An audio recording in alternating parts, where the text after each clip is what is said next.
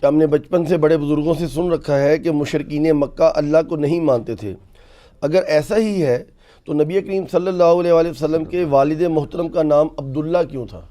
یہ بالکل جھوٹ ہے کہ مشرکین عرب اللہ کو نہیں مانتے تھے، وہ اللہ کی نہیں مانتے تھے، اللہ کو تو مانتے تھے۔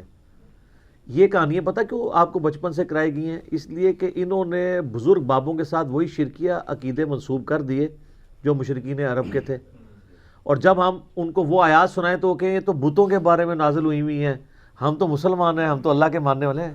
سر منو تے کہانیاں پتہ نہیں اسی خود کرا دے رہے ہیں۔ تو اس کے لیے پھر انہوں نے ایک ٹوٹکا ایجاد کیا کہ وہ کافر تو وہ اللہ کو مانتے ہی نہیں تھے، تو ہم تو اللہ کو مانتے ہیں، آپ ہمیں کیوں قرآن سناتے ہیں؟ قرآن تو کافروں کے بارے میں نازل ہوا ہے۔ استغفر اللہ توب علی، قرآن تو ہدی للناس ہے۔ نبی علیہ السلام حجۃ الوداع پہ جو کہہ رہے ہیں کہ قرآن پکڑو، تو اس میں کسی صحابی نے کیوں نہیں کہا یا رسول اللہ ہم نے تو کلمہ پڑھ لیا ہے، ہم نے کیوں قرآن پکڑنا ہے؟ یہ نہیں کہا۔ قرآن تو کتاب زندگی ہے قیامت تک کے لیے۔ قرآن حکیم میں یہ مضمون درجنوں جگہ پہ آیا ہے کہ اے نبی علیہ السلام ان سے پوچھو کہ یہ زمین و آسمان کس نے بنائے، تو یہ کہیں گے اللہ نے۔ ٹھیک ہے، سورہ الزخرف کے اندر بھی ہے، اسی طریقے سے سورہ العنکبوت کے اندر ذرا ڈیسائسو ہے وہ آیات، پارہ نمبر یہ 21 کے اندر، ہاں جی آیت نمبر ہے 61، سورۃ العنکبوت پارہ نمبر 21۔ وَلَئِن سَأَلْتَهُم مَّن خَلَقَ السَّمَاوَاتِ وَالْأَرْضِ، اے نبی اگر آپ ان سے سوال کریں کہ کس نے پیدا کیا آسمانوں اور زمین کو، وَسَخَّرَ الشَّمْسَ وَالْقَمَرَ، اور سورج اور چاند کو کام میں لگایا، لَيَقُولُنَّ اللَّهُ، تو یہ کہیں گے اللہ نے۔ یہ مکی صورت ہے، کافروں سے سوال کرو، یہ صحابہ کو نہیں کہا جا رہا، کیونکہ آگے الفاظ ہے فَأَنَّا يُؤْفَكُونَ، تو پھر کہاں منہ دھرے پھیرے جاتے ہو؟ جب مان رہے ہو تب اس اللہ کو مانو نا۔ تو یہ صحابہ کو تو نہیں کہا گیا، وہ تو اللہ کو مانتے تھے۔ اللہ یبسط الرزق لمن یشاء من عبادہ ویقدر لہ، اللہ ہے اپنے بندوں میں سے جس کے لیے چاہتا ہے رزق کشادہ کر دیتا ہے، جس کے لیے تنگ۔ ان اللہ بکل شیء علیم، بے شک اللہ تعالیٰ ہر شے کو اپنے علم سے گھیرے ہوئے۔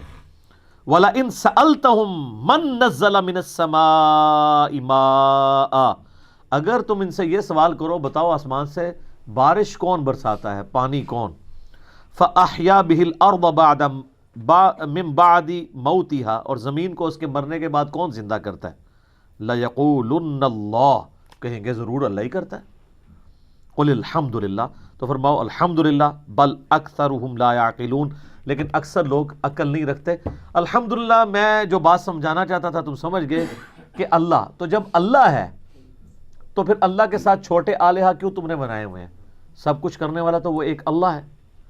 تو وہ اصل میں چھوٹے چھوٹے آلہہ بناتے تھے۔ سورہ الزمر کے سٹارٹ میں ہی آتا ہے، وہ کہتے تھے ہم ان چھوٹے چھوٹے آلہہ کی عبادت اس لیے کرتے ہیں تاکہ یہ ہمیں اللہ کا قرب دے دیں گے، اللہ کا مقرب ہمیں بنا دیں گے، ہمیں اللہ کے نزدیک کر دیں گے۔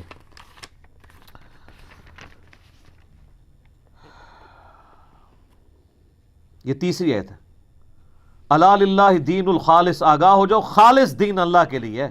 والذین اتخذوا من دونہ اولیاء، اور جو لوگوں نے اللہ کے سوا اور ہستیوں کو اپنا پشت پناہ مانا ہوا ہے، وہ کہتے ہیں ما نعبدہم الا لیقربونا الی اللہ زلفیٰ، وہ کہتے ہیں ہم ان چھوٹے آلہہ کی عبادت بتوں کی اس لیے کرتے ہیں تاکہ ہمیں اللہ کا مقرب کر دیں گے۔ اتنا ہی اللہ ہی ہے جی، اور پیچھے اللہ ہی ہے جی، اللہ پیچھے رہ گیا، بابا آگے آ گیا۔ والعیاذ باللہ تعالی۔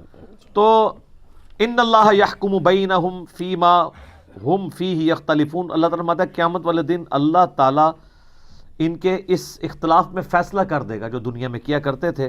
ان اللہ لا یہدی من ہوا کاذب کفار، اللہ تعالیٰ جھوٹے کو اور نافرمان کو، سرکش جو باغی ہے، اس کو ہدایت نہیں دیتا۔ اللہ فیصلہ تو کر دے گا لیکن آگے جا کے پتہ نہیں لگے گا، لگ پتہ جائے گا۔ ہمیں تو یہی فیصلہ کرنے کا فائدہ ہے نا، آگے جا کے پتہ لگا تو کس کام کا؟ اگر قیامت والے دن ایک قادیانی کو پتہ چلا کہ غلام احمد قادیانی نے کہانی کرائی ہوئی تھی، تو وہ پھر کیا ریکویسٹ کرے گا کہ اللہ ایک دفعہ پھر دوبارہ دنیا میں بھیج دے؟ نہیں، ایسا نہیں ہوگا، ادھر ہی پتہ لگوانا ہے۔ تو وہ اللہ کو مانتے تھے، اس کے ساتھ چھوٹے آلہہ بھی مانتے تھے. ایون صحیح مسلم میں آتا ہے وہ یہ پڑھتے تھے لبیک اللہم لبیک، اے اللہ ہم حاضر ہیں، میں حاضر ہوں، تیرے ساتھ کوئی شریک نہیں ہے مگر وہ جس کو تو نے ہی شریک کیا ہے اور اس کا مالک بھی تو ہی ہے. کڈی لمبی کہانی. یہ بھی یہی کہتے ہیں نا کہ بزرگ ہیں، اولیاء اللہ ہیں، ان کی طاقتیں بھی اللہ ہی کی طاقتیں ہیں. سیم وہی چیز. باقی میرا جو کلپ ہے نا ریسنٹلی ریکارڈ ہوا ہے وسیلے کے نام پہ دھوکہ، سر ان کی کہانیاں ساری کنکلوڈ کر دی ہیں اللہ کے فضل سے. اس سے پہلے دعا صرف اللہ ہی سے ہے، ریسرچ پیپر بھی ہے، وہ آپ پڑھیں تو آپ کو پتہ چل جائے گا. انہوں نے صرف کہانیاں گھڑی تھیں لوگوں کو یہ دھوکہ دینے کے لیے. اور دوسری طرف ان کو میں نے ایسے نا بڑی زبردست پھکیاں دی ہیں. جی کافروں کے بارے میں آیات ہیں. بالکل جی. تو یہ آئے دن آپ کے جو یہ لوگ ہیں ہر دوسرے بندے کو گستاخ رسول کہہ کے حرامی کیوں کہتے ہیں؟ وہ کہتے ہیں جی قرآن میں لکھا ہوا ہے بعد ذالک زنیم. ولید ابن مغیرہ کے بارے میں جو خالد ابن ولید کا باپ تھا، کافر مرا نا، تو اللہ نے فرمایا اس کی اصل میں خطا ہے. وہ کہتے ہیں جی گستاخ رسول حرامی ہوتا ہے، یہ تو قرآن کا فیصلہ ہے. اچھا اس صورت میں جب وہ ان کے فرقے کا نہ ہو، اگر ان کا فرقہ چھوڑ دے حرامی ہوتا ہے، واپس آ جائے پھر لالی ہو جاتا ہے. یا اقتدار میں نہ ہو. ہاں یا اقتدار میں نہ ہو، وہ ڈاڈا ہوتا ہے، وہ لالی رہتا ہے. اچھا اقتدار والوں سے کہتے ہیں کہ توبہ ریکارڈ کروائیں اور دوسرے کہتے ہیں چوک دیو تھلنے میں چکا دیتے ہیں. تو میں اس میں ان سے سوال کرتا ہوں کہ یہ ولید بن مغیرہ کافر تھا یا مسلمان؟ تو یہ آیت تو کافر کے بارے میں نازل ہوئی ہے، تو آپ 295C کی آڑ میں مسلمانوں کو کیوں حرامی کہتے ہیں پھر؟ تو پھر پتہ آپ کو کیا کہیں گے؟ نہیں جی گستاخ جو بھی ہو نا، چاہے مسلمان ہو یا کافر، اللہ کا تو فیصلہ ہے قرآن میں، یہ اصولی بات ہے. تو سر پھر شرک چاہے بابے کے ذریعے ہو یا بت کے ذریعے ہو، ایاک نعبد و ایاک نستعین کی وائلیشن جو کرے گا اس پہ یہ فٹ ہو جائے گی. اللہ اکبر کبیرہ. اور بڑی زبردست آیت جو میں اکثر کوٹ کرتا ہوں، ادھر بھی کوٹ کر دیتا ہوں، سورۃ النمل کی آیت نمبر 63، امن یجیب المضطر اذا دعاہ، بلا بتاؤ تو کون ہے جو اضطراب میں گھرے ہوئے شخص کی فریاد کو سنتا ہے، ویکشف السوء، اور اس سے اس کی تکلیف بھی دور کر دیتا ہے، ویجعلکم خلفاء الارض، اور تمہیں زمین پر اگلوں کا خلیفہ کرتا ہے. الہ مع اللہ، کیا اللہ کے ساتھ اور الہ بھی ہے جس کی یہ کوالٹیز ہوں؟ قلیلا ما تذکرون، بہت کم ہی تم نصیحت حاصل کرتے ہو. اللہ تعالیٰ نے کہا جو تمہاری تکلیف دور کرے، مصیبت پریشانی میں جسے پکارتے ہو نا، ایک تو ظاہری اسباب ہے وہ تو ٹھیک ہے، وتعاونوا علی البر والتقوی ولا تعاونوا علی الاثم والعدوان، لیکن یہ غائب میں پکارنا گویا اسے الہ مانے ہوئے ہو. آپ پانی مجھے پلا دیں، ٹھیک ہے، سنت ہے، قرآن میں حکم ہے. بغداد میں دفن ہے اور میں کوئی شہزاد بھائی مجھے پانی پلا دیں، پلانا ویسے کون نہیں انہوں نے، ٹھیک ہے. تو یہ پھر شرک ہو جائے گا.